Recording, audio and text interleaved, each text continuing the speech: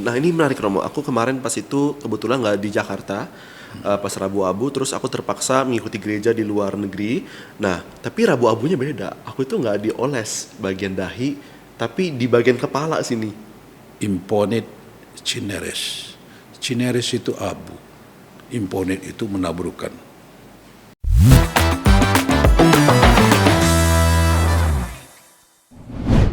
Romo Jack, di sini di kisi-kisi Romo itu kan salah satu persiapan untuk masa Prapaskah itu kita harus lebih menghayati atau merenungkan sabda Tuhan, lebih rajin berdoa, berpantang dan berpuasa, meningkatkan karya-karya amal dan kasih. Itu semua ada di Alkitab. Gue sampai dapat kisi-kisi by the way guys. Lihat untuk podcast pertama kalinya nih dapat kisi-kisi. Romo Jack, tapi yang menurut aku ya, di sisi lain banyak orang bilang kalau agama Katolik itu kok kaku banget sih, terlalu banyak aturan-aturan. Tapi ketika disuruh berpantang dan berpuasa, aku secara pribadi bingung Romo. Kayak dia bilang contohnya nih, ada yang bilang kamu puasa cuman boleh, ada yang bilang sarannya Rabu dan Jumat aja puasanya. Sedangkan ada yang bilang enggak, puasa itu harus selama 40 hari berturut-turut. Nah contohnya gitu, yang benar yang mana? Saya kira pertanyaannya begini, liturgi kita itu memang beda dengan devosi. Bahwa liturgi itu selalu sifatnya itu adalah rasional, Oke, liturgi itu rasional. objektif, dan mutlak. Lalu harus dibedakan dengan devosi. Devosi itu sifatnya lebih subjektif, fakultatif, dan lebih emosional. Oke.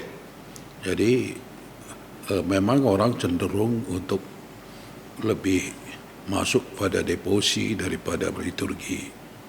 Maka dari itu untuk liturgi karena sifatnya objektif rasional harus diberi penjelasan-penjelasan sehingga semua simbol, pernyataan-pernyataan dalam liturgi itu dipahami maknanya. Dengan demikian sebenarnya liturgi itu sangat kaya juga. Sangat kaya. Itulah intinya. Ya. Terus kalau misalkan, kalau gitu pantang dan puasa masuk ke devosi ya? Enggak, itu masuk dalam liturgi aturan gereja. Kalau dikatakan bahwa puasa dan pantang itu kan dimulai pada hari Rabu Abu. Ya. Pada hari Rabu-Rabu sampai dengan Sabtu Suci. Itu jumlah harinya itu 46. Jadi yang benar berturut-turut sampai Sabtu Suci, pantang dan puasa, atau pas Rabu dan Kalau Jumat dulu saja? yang namanya puasa dan pantang itu memang dilakukan sepanjang 40 hari.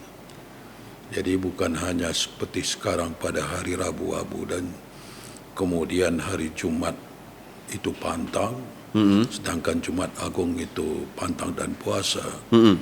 Tapi dulu memang sepanjang hari itu adalah hari-hari puasa dan pantang. 40 hari. Itu yang benar. 40 hari itu hitungannya dari Rabu Abu sampai dengan Sabtu menjelang malam Paskah. Ya. Berarti jumlahnya 46 itu dikurangi 6 hari. Karena hari Minggu orang Katolik tidak berpuasa. Oh. Orang Katolik hanya berpuasa pada hari Senin sampai dengan hari Sabtu. Kenapa? Kenapa hari Minggu kita nggak berpuasa? Karena hari Minggu merupakan hari Tuhan, hari kebangkitan Tuhan. Dan pada hari kebangkitan Tuhan kan nadanya lebih pada sukacita.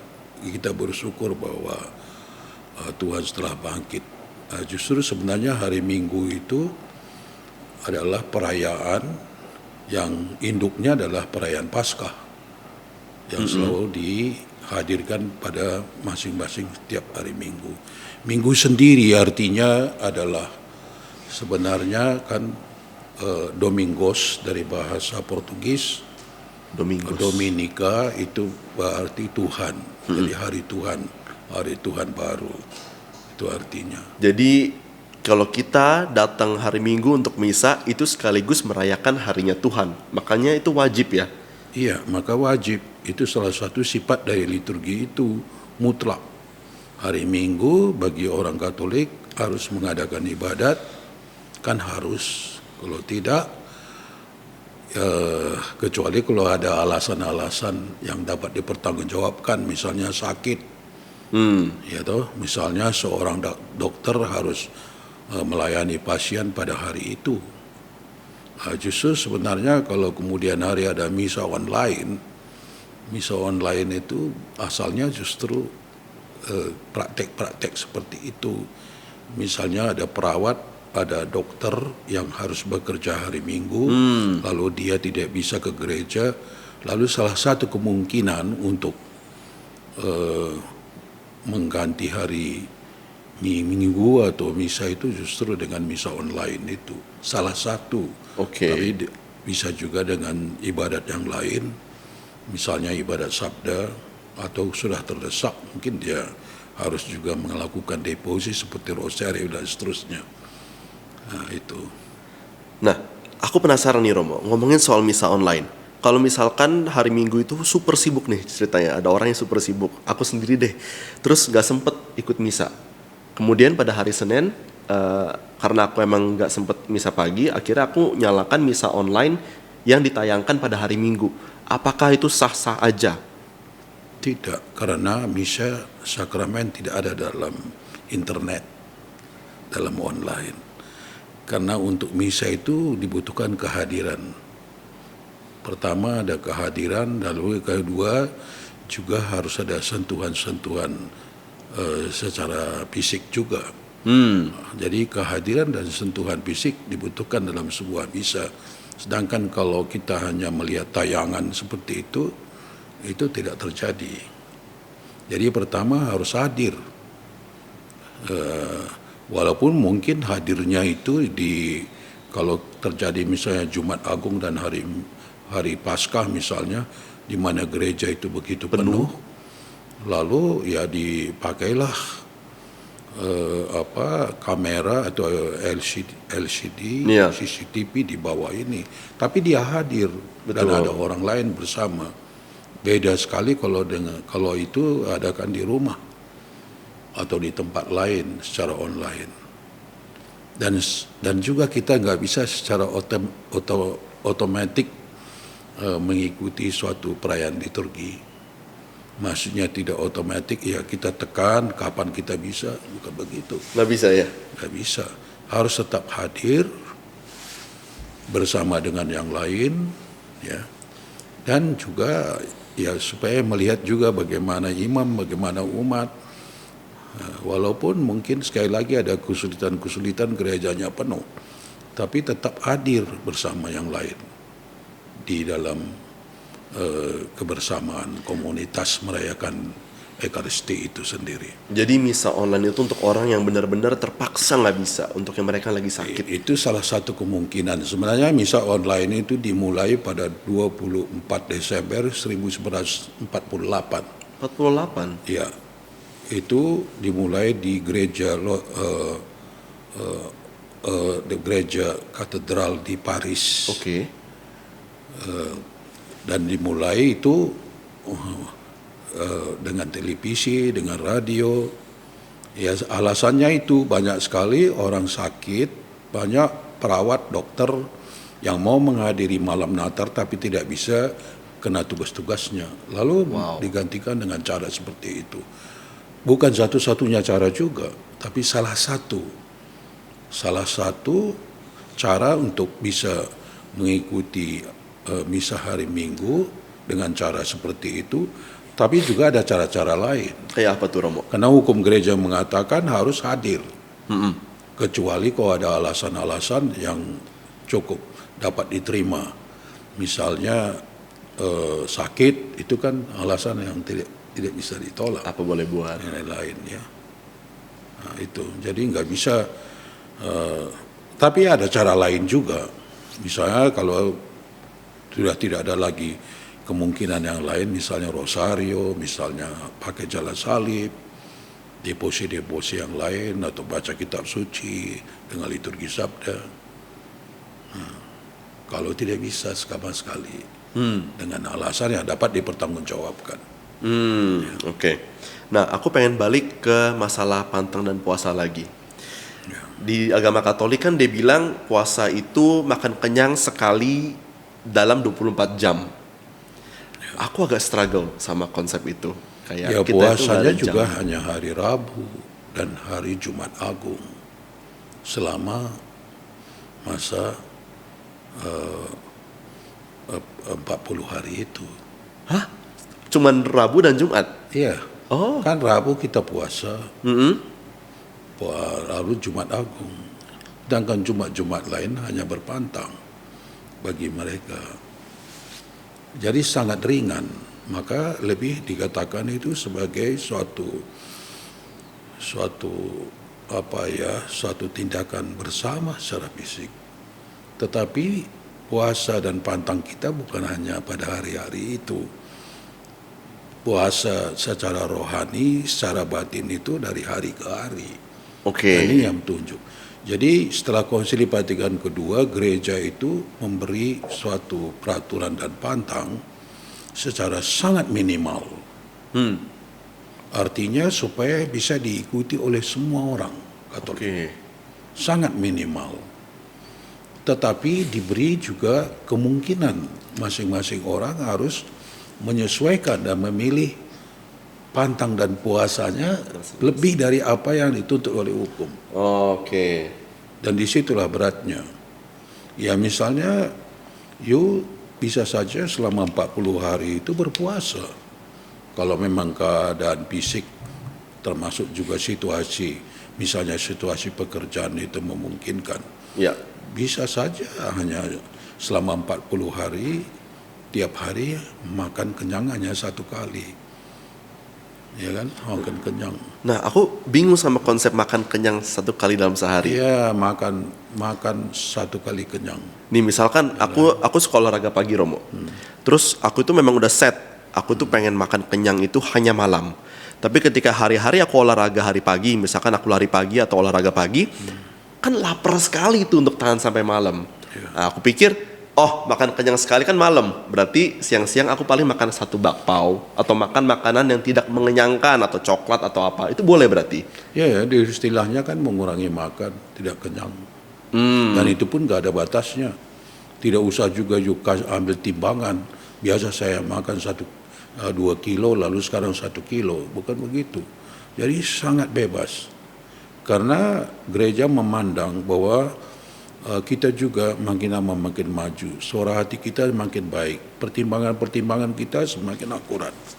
Karena intelektualitas manusia juga semakin berkembang. Tapi akhirnya dengan situasi seperti ini, gereja memberi kebebasan untuk memilih cara-cara puasa dan pantang yang cocok untuk dirinya. Tidak berlaku untuk semua. Beda-beda orang. Iya. Jadi itu bedanya. Akhirnya tergantung sekali pada kita juga. Karena moral kita tidak mengambil prinsip jelek karena dilarang, Ya. tapi dilarang karena jelek. Dilarang. Oh, Itu moral kita. ya. That's a good point. Ya. Artinya ada alasan-alasan. Ya. Kalau you misalnya hari Rabu nggak bisa datang ke gereja karena ada kesibukan, maka gereja juga memberi kemungkinan hari Kamis kok Ya. untuk mulai masa Rabu-Abu itu menerima Abu. Oh, Jadi tidak strict begitu. Jadi tidak perlu juga you lihat jam persis seperti kita. Misalnya biasa you makan siang jam 1, itu dikurangi makannya, lalu jam 1 lihat jam kurang 1 menit lewat, lalu nggak ada itu. Terlalu spesifik ya. Nggak Jadi ada aturan sekali itu. lagi gereja memandang umat Katolik sudah punya hati nurani dan punya pertimbangan-pertimbangan dan cocok juga sesuai dengan keadaannya bisa memilih lebih dari apa yang diminta Oke. oleh peraturan itu, karena peraturannya berlaku untuk semua, bukan hanya untuk satu orang. Berarti balik ke niat orang masing-masing. Niat dan suara hati. Suara hati itu apa ya? Suara hati itu kesadaran yang dimiliki oleh setiap orang untuk bisa menilai mana yang baik dan mana yang jelek. Ya, itulah suara hati. Jadi suara hati itu punya 2 fungsi. Pertama, membedakan mana yang baik dan mana yang jelek. Lalu yang kedua, suara hati mendorong orang untuk melakukan yang baik dan menjauhi yang jahat. Ya. Dan ini semua orang tahu. Jadi yang dikatakan suara hati itu ini merupakan kesadaran semua orang. Dan yang ada dalam hatinya, misalnya ya contohnya, hormatilah ibu bapamu. Ya dengan sendirinya tanpa membaca 10 perintah Allah orang tahu juga kok. Ya. Menghormati orang tua Common adalah sense. suatu kebajikan. Atau juga jangan membunuh. Kalau orang membunuh langsung tahu juga itu suara hatinya mengatakan membunuh itu berarti mengambil hak Tuhan atas orang itu. Ya. Jadi suara hati itu makin lama makin berkembang. Memang suara hati itu bisa berkurang juga ketika Betul. di dalam suatu masyarakat, dalam pendidikan keluarga tidak lagi terdapat misalnya saja orang tua itu tidak bisa lagi mengajar anaknya bahwa ini baik, ini jelek. Jadi pendidikan itu baik juga untuk mengatakan pada anak-anak ini baik, ini jelek. Supaya juga anak setelah besar juga bisa membedakan ini baik, ini jelek. Jadi suara hati dua fungsi. Pertama membedakan mana yang baik, mana yang jelek. Lalu fungsi yang kedua mendorong orang secara mutlak untuk melakukan yang baik dan menjauhi yang jahat. Kalau dia tidak melakukan yang baik, dia merasa gelisah. Untuk beberapa orang loh Romo. Ya kalau suara hatinya masih bagus, Iya, pada dia umumnya. gelisah. Tapi bagi mereka yang sudah biasa berbohong misalnya, itu suara hati itu nggak terlalu kuat, tapi masih tetap ada. Mengapa? Karena Tuhan itu menciptakan manusia baik adanya. Tetap ada, walaupun tidak terlalu kuat lagi. Ya. Jadi you jangan mengira bahwa orang itu langsung menjadi pembunuh berdarah dingin. Itu ada prosesnya. Sama seperti orang punya proses menjadi manusia yang baik, demikian juga seseorang punya proses menjadi manusia yang jahat. Tidak serta-merta begitu. Misalnya seorang anak masih kecil, mula-mula ambil uang ibunya 5.000, dia merasa gelisah. Ya. Tapi kemudian ibunya tahu dan dia tidak ingatkan. Besok-besok dia curi 10, 50. Akhirnya korupsi 1.000 triliun pun dia merasa tidak bersalah lagi. Nah, tapi ketika diingatkan mencuri itu tidak baik, mengambil hak orang lain, diajar sedemikian rupa. Jadi suara hati semakin jelas, tergantung juga. Tetapi banyak orang mengatakan suara hati tetap berfungsi juga, walaupun suara hati itu seperti lampu kehabisan minyak, samar-samar, nggak terlalu keras lagi. Tapi kalau kita lihat ya orang dengan sendirinya tahu mana baik mana yang jelek, dan orang didorong untuk melakukan yang baik. Kalau tidak melakukan yang baik sesuai dengan hati nurani, dia gelisah. Itu topiknya menarik banget sih. Kalau tapi ini bakal panjang. Tapi aku penasaran banget Romo. Ini kan Romo bilang itu sebuah proses setiap orang. Menjadi misalkan pembunuh menjadi seorang pembunuh itu pasti ada prosesnya. Tapi banyak orang bilang kalau mereka gay atau homoseksual itu karena emang dari lahir dan mereka itu bukan pilihan mereka, gitu loh. Tapi gimana cara kita, menurut Romo tanggapan seperti itu benar apa tidak? Saya pernah dalam satu paroki selesai misa ada seorang bapak yang kejar-kejar saya. Dia mengatakan, dosanya apa Romo? Dosanya apa? Dosa anak saya apa? Nah, kemudian saya pikir apa? Rupanya dulu saya pernah memberkati pernikahan anaknya, laki-laki. Lalu setelah sekian tahun, anaknya itu selalu saja perempuan. Udah 5 anaknya perempuan. Dia menginginkan cucu laki-laki. Oke. Menginginkan cucu laki-laki. Yang disalahkan adalah Romo yang berkati.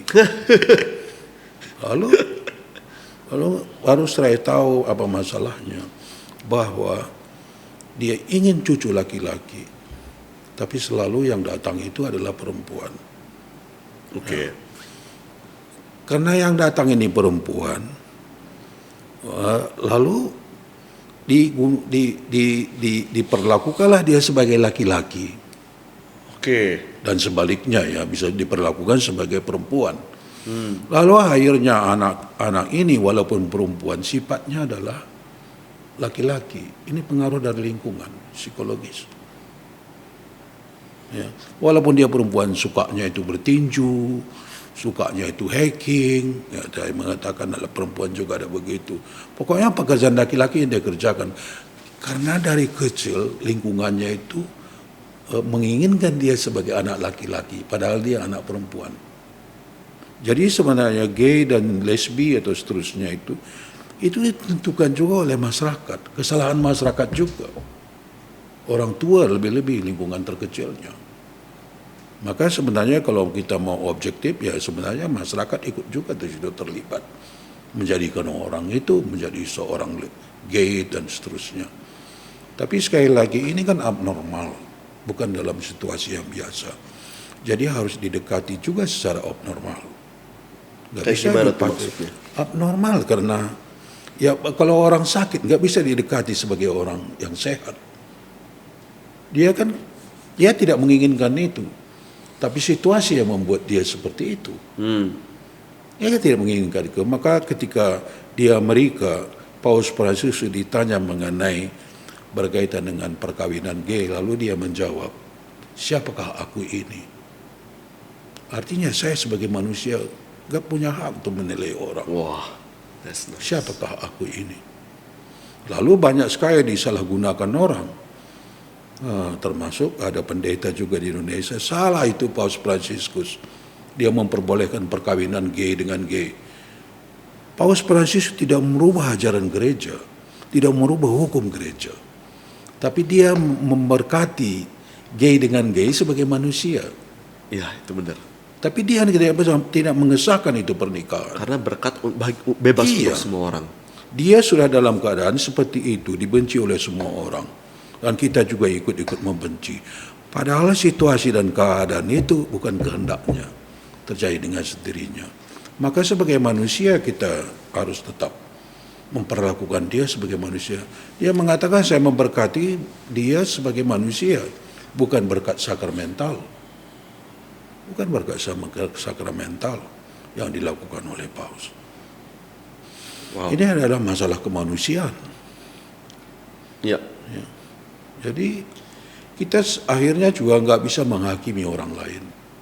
Tapi kerap 100%. kali apa yang dikatakan bacaan misa beberapa hari yang lalu, dia mengatakan, Yesus mengatakan, seserpih kayu dalam matamu, mata saudaramu kamu lihat, tapi balok dalam matamu sendiri kamu tidak lihat. Sebenarnya kita tidak berhak menghakimi orang lain. Maka Paus hanya menjawab, siapakah aku ini? Itu kalimatnya kuat sekali sih. Padahal dia seorang paus yang bilang kayak gitu ya. Unik Romo. Berarti masa prapaskah ini kalau kita ceritakan ke orang dengan gampang ya Romo ya. Itu diawali dengan Rabu Abu, betul? Ya. Nah, habis itu saya Pantang dan puasa dimulai dari Rabu Abu, sedangkan prapaskah dimulai pada minggu pertama prapaskah. Minggu Beda. pertama prapaskah. Oh, berarti Kamis Putih. Maka tadi saya mengatakan pantang dan puasa dan minggu pertama prapaskah itu beda. Pantang dan puasa itu mulai Rabu Abu Oke. hitungannya. Dan kalau kita lihat dalam dokumen-dokumen, pantang dan puasa mulai Rabu Abu sampai Sabtu menjelang atau sebelum malam Paskah. Itu jumlahnya 46. Ya. Tapi harus dikurangi 6 hari karena hari Minggu orang Katolik tidak berpuasa dan berpantang dari 40 hari. Sedangkan masa prapaskah itu terus. Maka di dalam dokumen Paskah dan persiapannya nomor 77 dikeluarkan oleh Konferensi Wali Gereja Indonesia 71, di situ dikatakan bahwa masa prapaskah dimulai pada minggu prapaskah pertama dan berakhir pada Kamis sebelum perjamuan Kamis Putih sore. Oke. Jadi jumlahnya itu tidak dipotong hari Minggu, jumlahnya semua 40 hari. Kalau sampai Kamis. Ya, itu masa prapaskah. Maka kalau kita lihat surat Gembala Uskup itu pintar dia. Masa prapaskah, garis miring, pantang dan puasa itu dia buat. Sehingga itu suratnya kalau perhatikan, garis miring dia buat. Artinya hari Rabu Abu itu masa Ini tidak persis juga. Minggu prapaskah dan pantang dan puasa tidak persis sama. Dan Rabu Abu itu kan kita diolesin. Nah ini menarik Romo, aku kemarin pas itu kebetulan nggak di Jakarta, pas Rabu Abu, terus aku terpaksa mengikuti gereja di luar negeri. Nah tapi Rabu Abunya beda, aku itu nggak dioles bagian dahi, tapi di bagian kepala sini. Jadi pertama kali aku bingung, kok orang-orang kok di sini beda sama gereja kita biasanya, dia dahinya bersih gitu. Itu ada aturan ketatnya. Ya, di dalam Missae Romanum dalam bahasa Latin disebut imponit cineres. Cineres itu abu, imponit itu menaburkan. Jadi menaburkan di kepala sebagai tanda tobat. Ini yang resmi di dalam Missae Romanum. Tapi di Asia, khususnya juga di Indonesia, itu dibuat tanda salib. Tapi saya kira sih sebagai tanda puasa ya boleh-boleh saja. Walaupun kalau kita lihat itu bacaan Injilnya, kalau kamu sedang berpuasa supaya jangan dilihat orang lain kamu sedang berpuasa. Jadi agak lucu juga orang tahu semua kita lihat buat tanda salib di sini. Aku juga merasa agak aneh sih. Agak sedikit. Tapi ya sebagai tanda. Jadi penaburan abu atau membuat tanda salib di dahi, intinya itu hanya sebagai tanda bahwa kita mau bertobat. Simbolis saja ya. Ya, kalau uskup sudah lakukan begitu, dia pembina utama. Liturgi di keuskupan ya ikut aja. Ya menurut aku sih rakyat Indonesia terutama ya sangat suka hal-hal berbau simbolis. Kayaknya rasanya aku itu ada sense of belonging gitu. Oh ada tandanya berarti aku harus puasa gitu. Lucu-lucu. Oh berarti emang sebenarnya tabur juga malahan salah satu cara ini ya. Ya silakan. Apa-apa sebagai tanda. Romanom tadi ya Romo. Ya. Menurut buku Romanom. Misalnya Romanum. Misalnya Romanum itu ada 3. Tadi kalau apa yang tadi saya sebut imponit cineres itu bisa ditemukan di dalam Ordo Missae yang buku tebal yang pernah saya tunjukkan. Ya ada itu. Ya karena kita ya liturgi kita itu memang ritus Barat berbahasa Latin, ya memang acurannya harus misalnya Romanum. I see. Dan masuk nih Romo, kita ngomongin soal topik Pekan Suci ya. Ya, Pekan Suci dimulai pada Minggu Palem. Minggu Palma. Minggu Palem atau Minggu Palma itu Pekan Suci dimulai. Tetapi walaupun kita mengatakan Pekan Suci, maka kita harus bedakan pekan dalam arti liturgi dan pekan dalam arti yang biasa kita gunakan. Kalau pekan dalam pengertian umum masyarakat kita kan dimulai Senin, Selasa, Rabu, Kamis, Jumat, Sabtu, Minggu. 7 hari Sabtu Minggu itu disebut akhir pekan.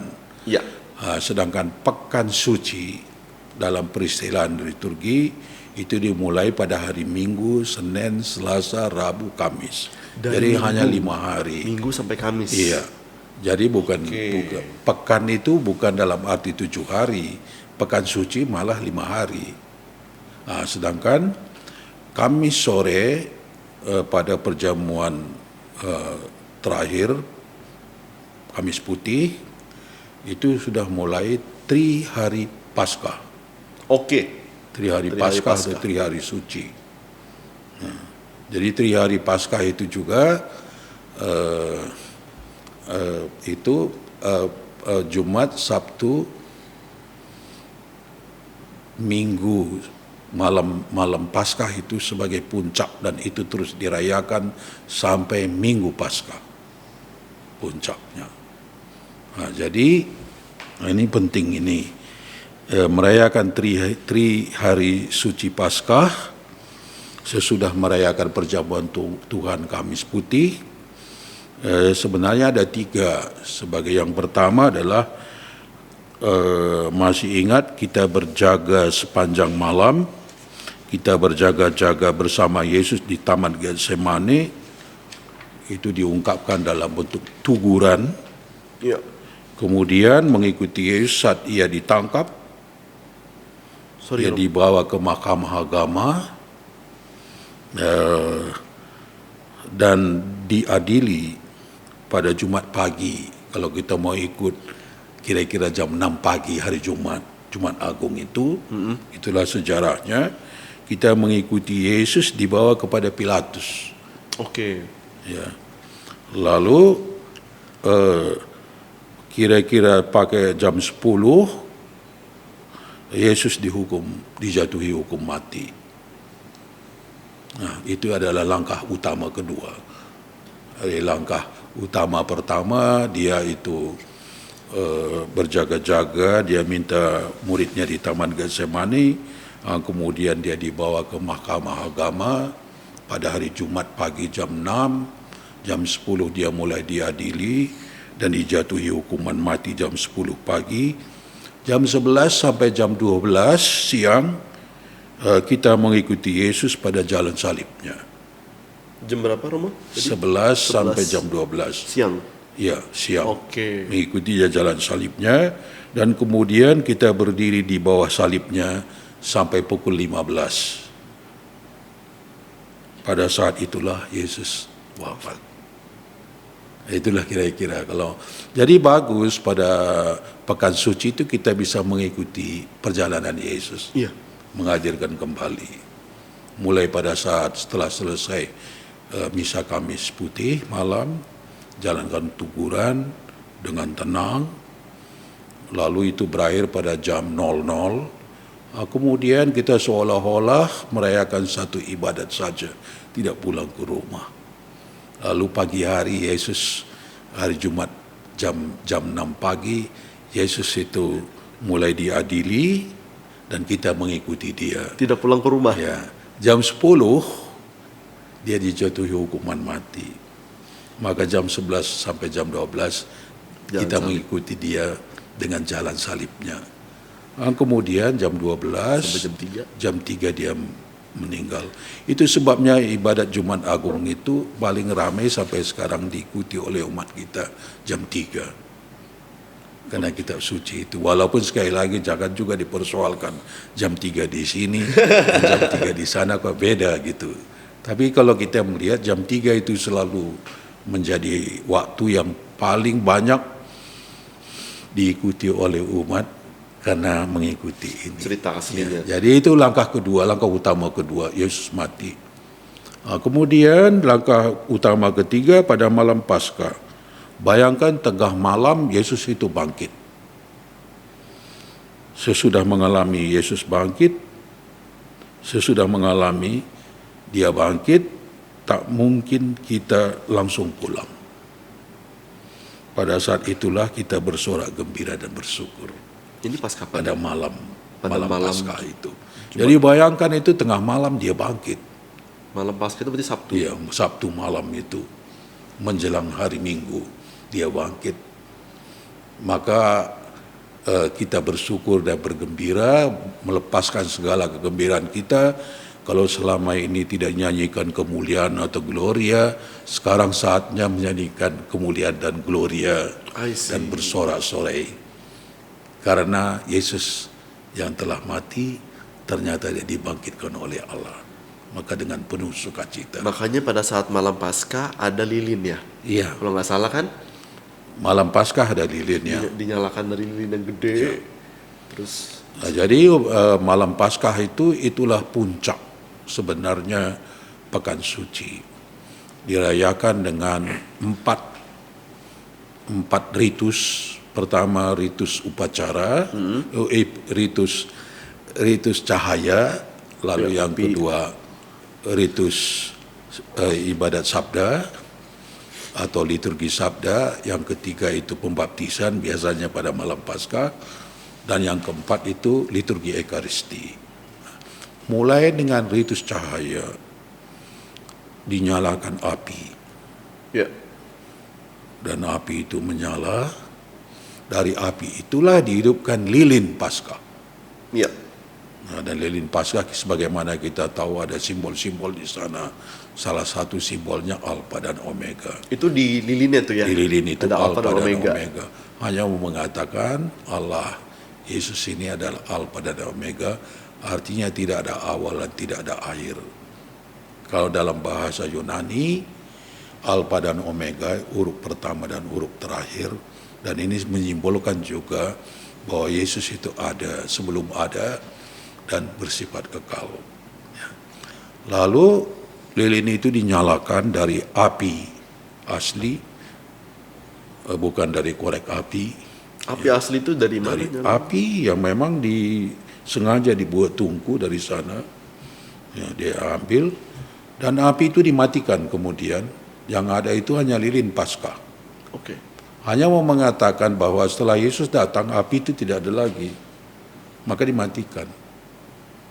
Karena api itu simbol dari Roh Kudus, simbol dari semangat, simbol dari iman yang hidup, dan itu ada pada diri Yesus. Nah, maka lilin Paskah itu mulai diarak, dan lampu di gereja itu dimatikan. Ya. Mula-mula hanya lilin itu bernyala. Tapi kemudian setelah di tengah dinyanyikan terang Kristus, dan dijawab semua dengan bersujud.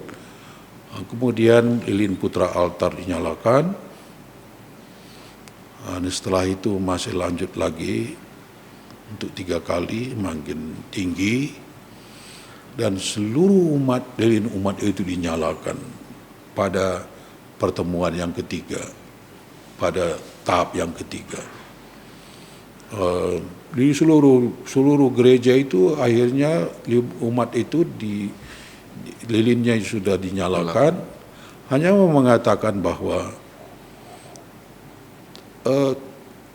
kalau Kristus tidak datang, manusia itu jatuh ke dalam dosa.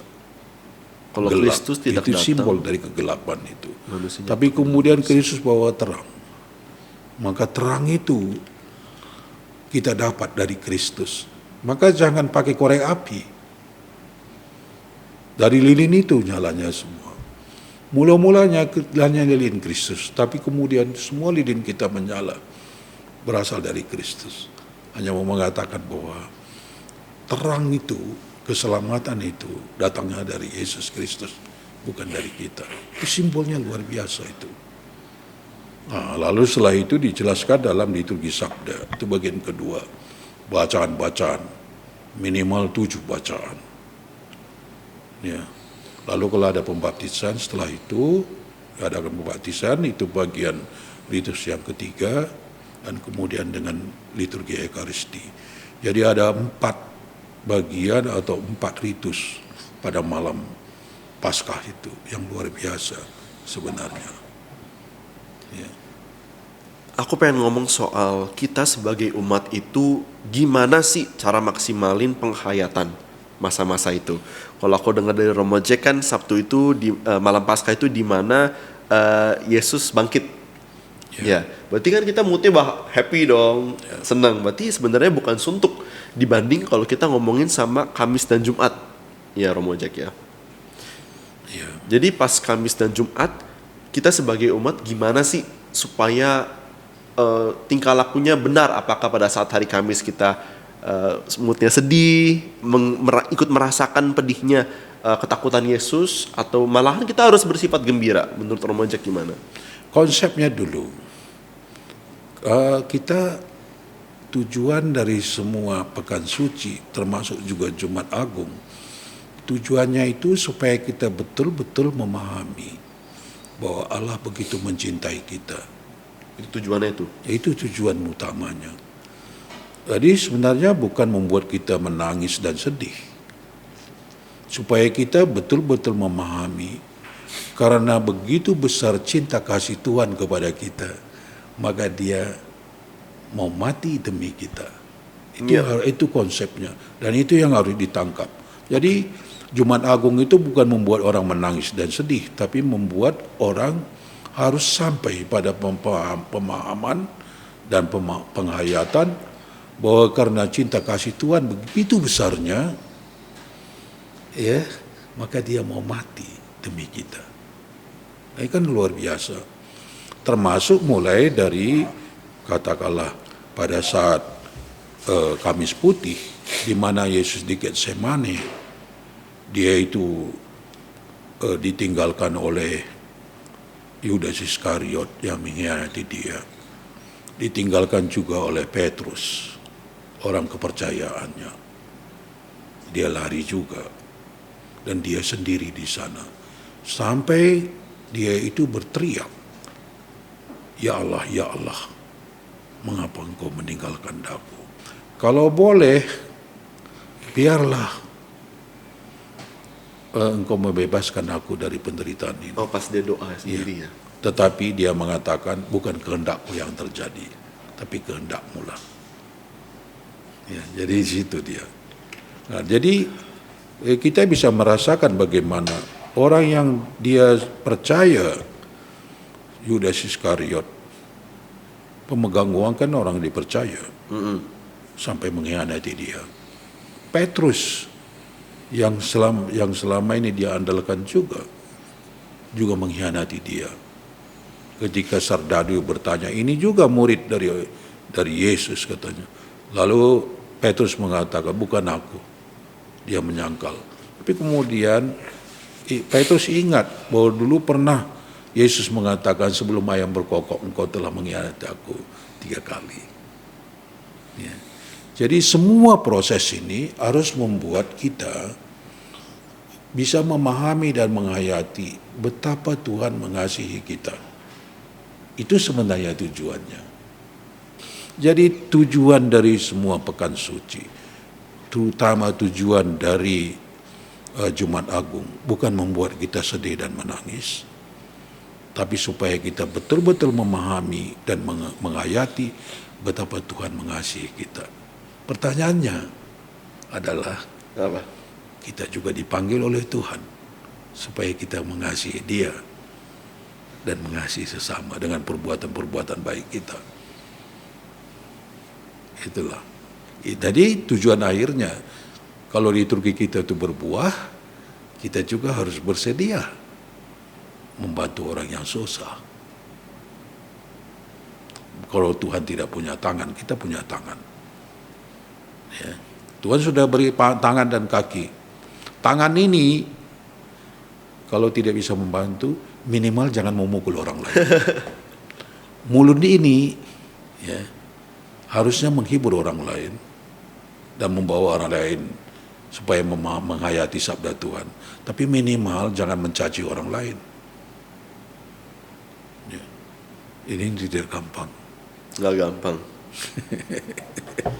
Dan uniknya iman kita sebagai Katolik itu, kita menaati peraturan dan melakukan yang terbaik bukan karena takut akan dosa, tapi justru karena kita harus sayang sama. Maka peraturan Tuhan. kita minimal sekali. Pantang dan puasa kita itu sederhana sekali. Sangat sederhana. Make sense. Tetapi ingat, you harus pilih. Kemungkinan-kemungkinan lain lebih dari itu. Karena you bukan anak kecil, tapi sudah dewasa. Ya kan? Merinding gua, seakan kayak gua lagi dituntut. Semangat banget sih Iya kan? kalau Romo jelasin ini. Jadi sebenarnya liturgi kita itu sangat kaya. Ya. Dan kemudian Yesus sudah bangkit. Dia menampakkan diri selama 40 hari. Kalau you baca dalam Injil Lukas, Injil yang paling terakhir isinya, lihat ya, waktu kenaikan. Lalu dikatakan, ketika Yesus sedang memberkati mereka, ia berpisah dari mereka dan terangkat ke surga. Mereka sujud menyembah dia, lalu pulang ke Yerusalem. Itu kalimat terakhir dari Injil Lukas.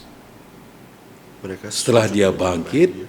lalu kemudian naik ke surga setelah 40 hari, tindakan terakhir adalah memberkati murid-muridnya. Jadi pada saat dia bangkit, murid-muridnya lihat semua tuh. Sebelum dia naik ke surga, dia memberkati murid-murid. Oh, Dan ini yang dipraktekkan imam ketika dia memberkati umat. Maka ketika ada tabisan baru, ini sangat menarik. Kerap kali kita nggak lihat itu. Di dalam simbol, kalau perhatikan imam waktu persiapan persembahan, di dalam piala itu ada namanya kain. Nama kain ini purificatorum. oke. Purificatorum. Jadi itu 40 kali kurang lebih 20 senti. Spesifik ya kainnya. Purificatorum itu. Itu untuk membersihkan piala Oh iya, aku lihat. dan semua patena waktu misa. Lalu ada yang namanya manutergium. Manutergium itu membersihkan tangan imam. Manutergium itu diterima oleh seorang imam ketika dia ditabiskan. Jadi setelah seorang imam itu diurapi dengan minyak krisma, maka bukan sakramen krisma saya bilang, sakramen penguatan. Minyaknya krisma. Minyak krisma. Tapi sakramennya nama penguatan. Karena minyak krisma bukan hanya untuk krisma, untuk penguatan. Juga ketika tabisan imam, dipakai juga minyak krisma. Dulu minyak katekumen, yang baru itu minyak krisma. Uskup itu pertama kasih minyak di sini, di telunjuk imam. Kemudian buat apa ini? Tuh, jempol. Ya. Kemudian di telunjuk imam di sini sebelah kiri. Kemudian juga di sini dan kemudian telunjuk di sini. Nah, kalau you lihat di sini, ini salib. Bentuk salib dua-dua. Oh, jadi cuma dua saja. Kemudian imam itu menuangkan, uskup pada saat tapi menuangkan minyak pada tangan imam itu. Lalu setelah itu tangannya itu dibungkus dengan manutergium itu. Oh ya? Nanti itu dilepas, baru dilepas ketika dia pegang piala dan hosti pada saat mempersembahkan misa. Kenapa diurapi tangan imam itu?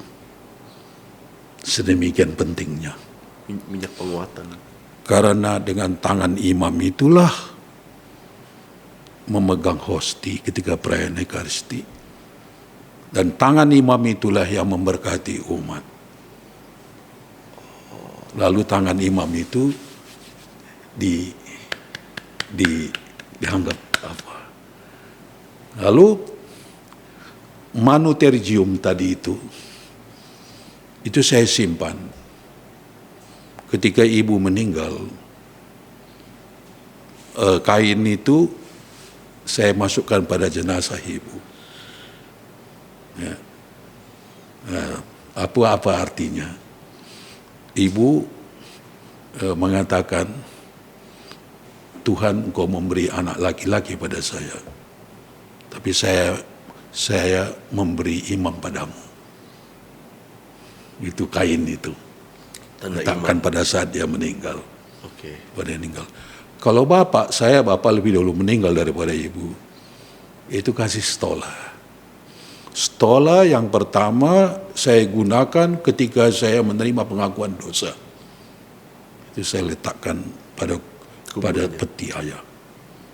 Maka saya bilang sebelum saya pulang, jangan tutup peti dulu. Maka ketika saya pulang, stola yang pertama kali saya gunakan untuk melayani sakramen pengakuan dosa, itu saya letakkan di tubuh ayah saya, baru setelah itu ditutup. Kenapa? Kenapa stola untuk ayah? Iya, karena itu lambang bahwa dia juga sudah diampuni dosanya karena anaknya. Penting itu. Demikian juga misalnya dengan kain itu. Iya. Ya. Bahwa berikan pada ibu. Setelah itu ibu saya simpan. Karena waktu saya ditabiskan ibu bapak tidak hadir, saya simpan itu. Tapi ketika ibu meninggal, masih ada itu kain yang namanya matergium. Ketika saya ditabiskan itu saya letakkan pada jenazah ibu, baru tutup itu peti. Ibu seperti mengatakan, Tuhan kau beri aku anak laki-laki, tapi saya beri padamu seorang imam. Wah. Tutup peti. Jadi tangan imam itu setiap kali bisa itu ada matergium, dibungkus tangannya itu. Tapi berbeda sama yang Romo dapat pertama kali ya. Iya, itu selalu bisa diganti, tapi jurisprudensinya adalah matergium di situ. Tapi simbol itu penting, ini bukan soal tangannya bersih. Bahwa sebelum mempersembahkan itu, tangan imam diingatkan, sebagaimana dia dulu ditabis. Dan tangan ini juga yang memberkati umat. Maka Franciscus Xaverius, ketika dia meninggal di dekat Hong Kong, kalau you baca, dia bawa ke Goa, kemudian dikuburkan di salah satu katedral di Goa, tapi kemudian bertahun-tahun tangannya itu nggak busuk, karena dengan tangan itu dia memberkati begitu banyak orang. Maka kemudian tangan yang sebelah kanan itu dibawa ke Basilika Jesu, Basilika di Jesu di Roma. Tangannya doang? Tangannya nggak busuk-busuk, hidup terus. Hanya seolah-olah mau mengatakan tangan imam berkati sekian banyak orang, membaptis banyak orang. Maka kenapa juga tangan imam itu megang, kan dia megang hosti begini. Iya. Maka ini tangan ini jari-jari ini diurapi dengan minyak krisma. Jadi setiap kali mau Tak membagi bisa hosti, ada itu. kalau Romo lagi misa biasa mau bagi hosti selalu diminyakin dulu. Ada, enggak. Enggak ya? Tapi Sekali aja. dari situlah jurisprudensinya. Maka ketika air suci itu dibersihkan tangan begini, ingatnya ke situ. Simbolnya ke situ. Kaya sekali. Tapi hal seperti ini kan nggak dilihat oleh umat. Betul. Tapi sebenarnya kalau ini dijelaskan juga luar biasa, bagus sekali. Sering-sering podcast Kaya nanti kita sekali. ngomongin ya. Maka you jangan terlalu gampang mengatakan liturgi dalam gereja Katolik kaku. Kaku karena kita nggak memahami simbol-simbol dalam liturgi itu. Ya. You lihat ini, baru sebentar saya sudah buat itu 9 halaman kan ini. Secara singkat. Tapi coba kalau ini dipahami semua. Iya. Apa simbol-simbol yang ada dalamnya. Liturgi kita itu enggak kaku, indah sekali. Indah sekali. Tapi ketika kita enggak pernah memahami apa simbol liturgi, apa maknanya, dan seterusnya, yang terjadi seperti ini. Misalnya tata gerak imam beda dengan tata gerak umat. Kalau saya bersujud di altar pada permulaan perayaan Ekaristi itu, umat gak usah ikut saya sujud lagi begini semua. Oh ini yang pas Romo dan yang lain perarakan masuk, beda. sujud kita nggak usah nunduk. Nggak usah, yo punya cara sendiri, berdiri, dengan penuh hormat. Nyanyi aja nyanyi, jangan diem. Iya. Iya kan? Cuman pada saat Romo naik, Jangan seperti anak-anak gitulah. Kalau anak-anak dulu kan saya berkati dia, dibuat juga tangannya seperti itu. terus Tapi tata gerak imam beda dengan tata gerak umat dan petugas-petugas yang lain. Nih. kalau pas Romo naik ke tabernakel, terus beri hormat sekali lagi, Beri hormat pada altar dan pada salib, kita ikut. nggak usah. Nggak usah juga. Kan you menunggu tengah gini. Nggak usah ikut-ikut tata gerak imam beda. Sebenarnya juga warna liturgi itu hanya berlaku untuk imam, bukan untuk umat. Termasuk juga bukan untuk prodiakon. Ini coba pasca lalu putih sibuk dia, lalu prapaskah ungu. Sebenarnya nggak perlu. Berarti harusnya putih. Kenapa putih? Disebut kalau di dalam misalnya Romanum, sekali lagi di dalam PUMR, di dalam hukum gereja dikatakan bahwa semua petugas termasuk imam pelayan pakaian liturgi itu adalah alba. Alba itu yang pakai itu alba. Alba artinya putih. Itu berlaku untuk semua. Iya, alba Ya kita kan sudah putih. cukup kok untuk Oh, cukup alba aja. Nggak usah pakai gini lagi. Tapi Ya, tapi kita keren mau sih. lebih juga kan. Iya, ini sudah panjang ini. Iya, mungkin ini untuk episode selanjutnya ya Romo. Ya. Kita ngomongin soal liturgi ya. Iya. Next time kita undang Romo lagi, kita ngomongin lebih dalam soal liturgi karena aku juga pengen tahu.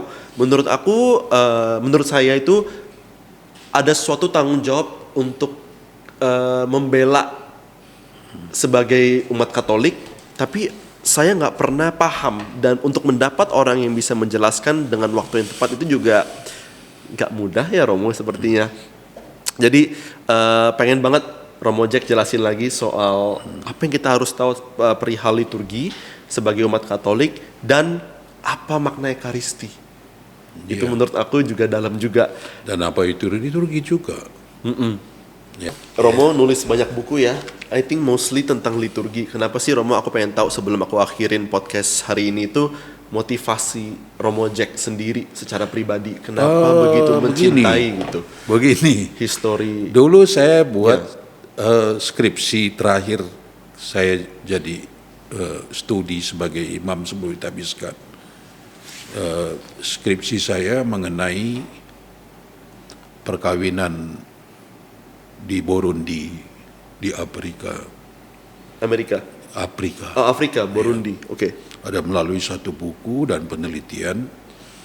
Lalu di dalam skripsi saya itu saya menyimpulkan saya bisa memahami kalau di Afrika khususnya di Burundi di sana terjadi perkawinan poligami. Saya bisa memahami. Ada kira-kira 200 halaman. Waktu saya pulang ke Jakarta, kopinya saya beri kepada Monsinyur Leo Skoto. Oke. Siapa dia, Romo? Itu Uskup Agung Uskup Jakarta pada zaman itu. Saya pulang ke Jogja, lalu 1 minggu kemudian saya dapat telepon dari dia, dari Monsinyur Leo Skoto, bahwa skripsimu harus diganti. Padahal sudah selesai, mau ujian beberapa minggu lagi. Bingung. Udah selesai, udah bagus kok. Tapi kemudian, kena tinggal hanya 2 minggu lagi, Romo pembimbing memberi pada saya satu buku mengenai Ekaristi. Dia bilang, kamu singkat saja ini, kemudian beri tanggapan atas ini. Ya sudah. Ini si uskup Di Jogja. Lalu saya membuat saya punya skripsi cepat sekali, 1 minggu selesai. Waduh. Ya. Tapi ya lulus. Dapat nilai A juga. Karena pembimbing tahu masalahnya. Jadi ekspresi iman gereja. Ekaristi adalah ekspresi iman gereja. Dari situ saya mulai. Jadi saya dari mula-mula juga nggak terlalu tertarik pada liturgi. Dari situ saya mulai tertarik pada liturgi. Kenapa pada saat itu Romo disuruh ngerangkumnya itu ya? Dari situ. I see.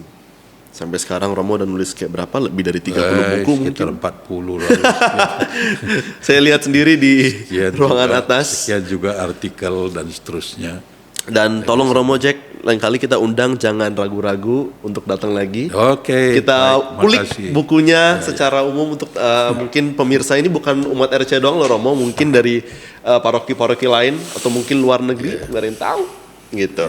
Oke, thank you semua. Semoga Terima kasih banyak. Semoga pembicaraan kita melalui podcast ini sungguh memberi inspirasi dan berguna. amin. Supaya kita lebih bisa mengungkapkan iman kita khususnya di dalam liturgi dan lebih khusus lagi dalam perayaan Ekaristi. Amin. Terima kasih. Amin. Thank you Romo Jack, thank you tim Komsos